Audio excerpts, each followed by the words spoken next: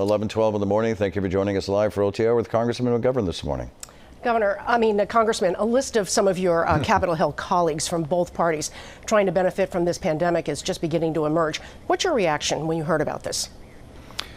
You know, sometimes in crisis we see the best in people, and sometimes we see the worst. And this is the worst. It's disgusting. I mean, the idea that these elected officials who were briefed that this coronavirus could be a catastrophic, have a catastrophic impact on our economy.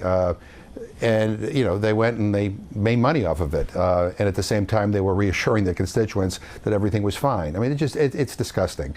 And there ought to be an investigation, an ethics investigation into this. But words can't describe how angry I am at them. Now, most of the names that have been released so far are people in the Senate, but you are the chair of the Rules Committee in the House.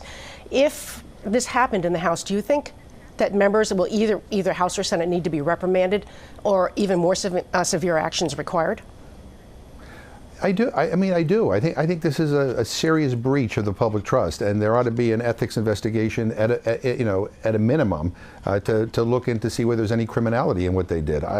But I just find it so awful in light of all that's going on. I mean, I have constituents that are volunteering at food banks, that are raising money for, you know, to help the homeless, that are, you know, they're checking in on their neighbors and going food shopping for elderly, you know, friends and neighbors and relatives, and you know, just trying to, you know, to help, you know, strengthen our community. And then you got a bunch of senators who go in there and try to make money off of this, and I just find that just disgusting. Congressman, let me ask you about remote voting. This is a presidential election year. Some primaries have been put on pause until we have a better idea what's going on. What do you think of remote voting?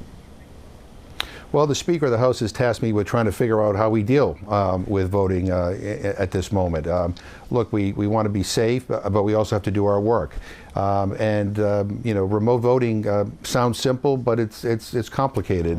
There are constitutional issues, there are logistical issues, and there are also security issues. So we're trying to figure out in the next several hours some recommendations to give to the Speaker about how we should proceed. I mean, look, Congress has to do its business. This package that we're going to vote on this week, that's not going to be the last. I mean, we're going to have to, there'll be many more things that we have to do. Right. So Congress is going to have to figure out a way to function. And again, some of our members, you know, are in states where there's lockdowns or they can't get on an airplane. So we're going to have to figure this out.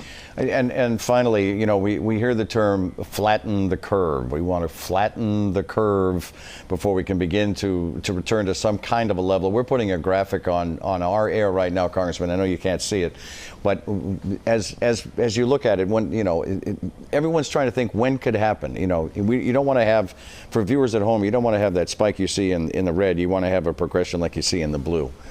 This is a tough fight we're going through.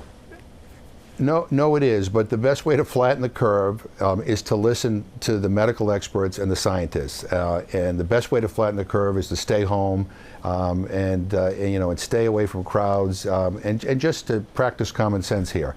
You know, I think we could have a debate when this is all over with, you know, whether we should have started some of this stuff earlier and whether we should have been better prepared. I think we should have been. But right now, we have to deal with the immediate crisis. And the best way to flatten that curve is to listen to people like Dr. Fauci and others and do what they say. Congressman, thank you so much for coming in this morning. It's always a pleasure to have you with us. And stay healthy, sir. Be safe. You too, sir. You too. The virtual roundtable, and I emphasize virtual roundtable, is next. Social distancing, of course, is the order of the day as we continue on OTR. Boston Mayor Marty Walsh looking for balance as the coronavirus outbreak largely shuts down the city. How successfully is he walking that fine line? We'll talk about it next, live.